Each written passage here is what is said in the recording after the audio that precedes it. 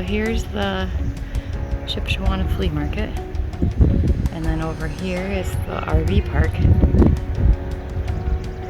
which if you're an RVer, this is the way to go because you can, I'll show you, you can walk right across the road and be in the flea market.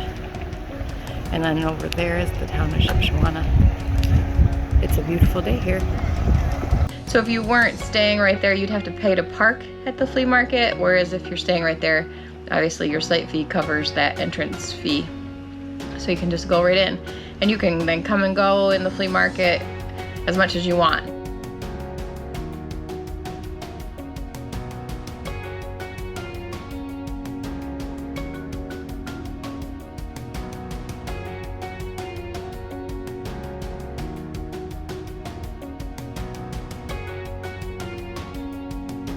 That I should point out is the RV park is right across from this Shipshewana Event Center. So if you bought tickets to a special show or rodeo or anything like that, you could literally walk across the street to it. It would be very convenient.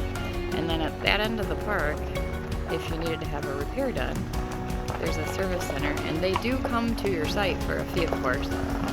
But how convenient to be right here and have access to all of this. Campground has about 160 sites, I'd say, right? Full hookup, some back in. A majority of them are pull-through sites. Big rig. They have that buddy site option where you can pull in and put your awnings together.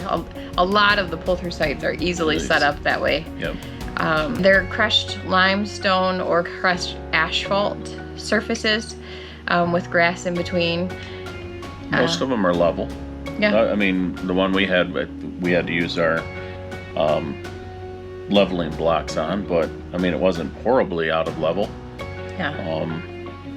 But you know, then again, the one where we stayed on previously a year prior, I don't think we didn't have to use anything. It was spot on. Yeah, when we visited.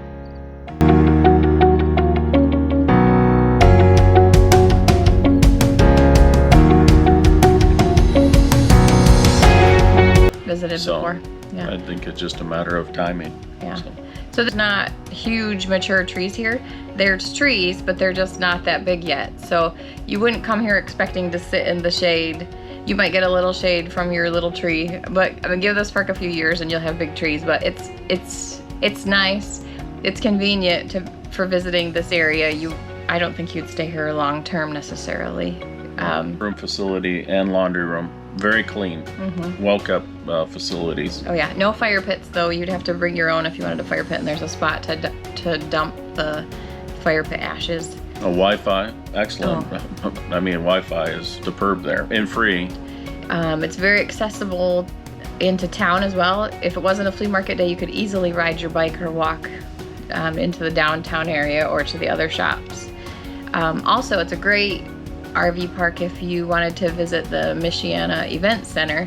They have lots of activities. Rodeo, Western show, big horse show. Yeah. And monster truck show. I think that was advertised. Yeah. They did have an RV show in the spring that we attended to visit with where we got our camper from, the Shipshewana RV. That's there in Shipshewana. And then the Blue Gate Dinner Theater, which is downtown Shipshewana, also has a new facility. It brings some big name entertainment. Yep. But you could walk to that facility as well from this campground. So and you could walk downtown. You don't need to necessarily ride a bike. It's less than a mile into town. The only disadvantage with walking is if there's an event going on, the traffic is...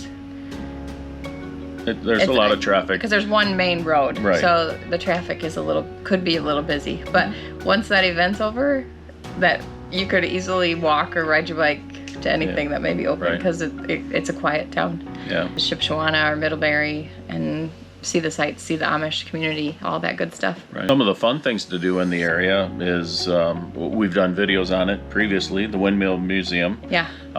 The Buffalo or Bison Sanctuary. That's Fremont, Indiana. A little bit of a drive, about 45 minutes away. But worth it. Yeah. And then the Pumpkin Vine Bike Trail, we did that. That's from Middlebury into Shipshewana. So really, you've got Middlebury or Shipshewana, Middlebury, and then Elkhart, and that's the three major areas for where RVs are actually manufactured. So. And the RV Hall of Fame is real close by exactly. if you wanted to visit there. Yep. So lots to do in the area. Yeah, and this is not a high adventure area. This is more of a laid back, chill area. I mean, there's the clip clop of horses from the Amish buggies going by in the evenings. You know, this is more just a slower paced community. Yep. As well as this campground is the same. It's not a, you know, high amenity, jumpy pillow, all that good stuff. Nothing wrong with those things, but that's just not what this park is about. This park is if you're visiting things in the area or Shipshewana itself. It's easy to get into, get out of, all that good stuff. Reservations can be made online. We would recommend this park. We stay here, like I said, at least once a year. Yeah. We've stayed at most of the I think all of the campgrounds at least once in this area. Yep. We keep coming back to this one. We also go to Angola Hogback Lake, KOA. But again, there's a stark contrast because the KOA has all the amenities, and visiting there if you want to visit that area, or if you want to go to the, you know, like we said, the RV Hall of Fame or an event there in Shipshewana. Or have to have work done on your rig somewhere, warranty work, whatever, or you're looking for a new rig, we would recommend that area. So, I guess until the next adventure.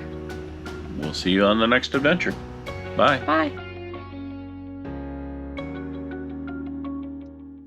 If you like this video, please like and subscribe.